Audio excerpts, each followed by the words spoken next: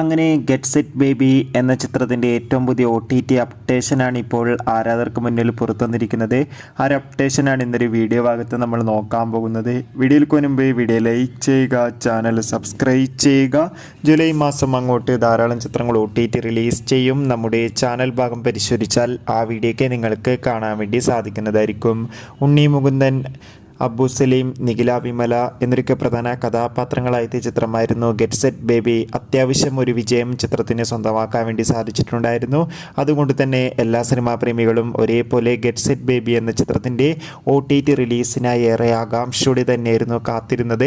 Finally get set baby എന്ന ചിത്രത്തിൻ്റെ OTT അവകാശങ്ങളൊക്കെ ഇപ്പോൾ ആമസോൺ പ്രൈവേറ്റേഴ്സ് എന്ന OTT പ്ലാറ്റ്ഫോമും മനോരമാക്സ് എന്ന OTT പ്ലാറ്റ്ഫോമും സ്വന്തമാക്കിയെന്നും ചിത്രം ഉടൻ തന്നെ OTT റിലീസിനെത്തുമെന്നാണ് റിപ്പോർട്ടുകൾ സൂചിപ്പിക്കുന്നത്.